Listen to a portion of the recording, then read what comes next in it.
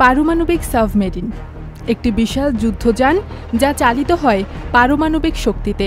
এর ভেতরে রয়েছে ছোট আকারের একটি নিউক্লিয়ার রিঅ্যাক্টর যা তাপ উৎপন্ন করে। সেই তাপে তৈরি হয় স্টিম বা বাষ্প, আর সেটাই চালায় সাবমেরিন টারবাইন বা প্রোপেলর। এই সাবমেরিনে শুধু গতিই না, মজুদ থাকে পারমাণবিক অস্ত্রও। একটি সাবমেরিন অনেক সময় ২০টির বেশি নিউক্লিয়ার মিসাইল বহন করতে পারে। সেগুলোর প্রতিটিই ধ্বংস করতে পারে একটি শহর।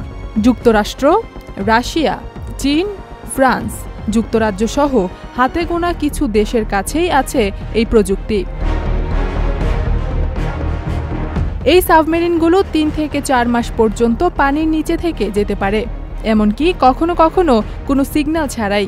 সাধারণ ডিজেল চালিত সাবমেরিনকে যেখানে বারবার জ্বালানি দিতে হয়, পারমাণবিক সাবমেরিন একটানা ২০ বছর পর্যন্ত চলতে পারে। কেবল খাদ্যই একমাত্র সীমাবদ্ধতা। শান্ত সমুদ্রের নিচে অদৃশ্য হয়ে থাকা এই দানবগুলোই আজ বিশ্বের সবচেয়ে বিপজ্জনক যুদ্ধযন্ত্র। প্রযুক্তির এক চরম রূপ, যা শান্তি আনতেও পারে, আবার ধ্বংস। ইথিলা কবির প্রমা, চ্যানেল আই। বান্ডেল থাকলে প্রতি সেনমানিতে টাকা বাঁচবে।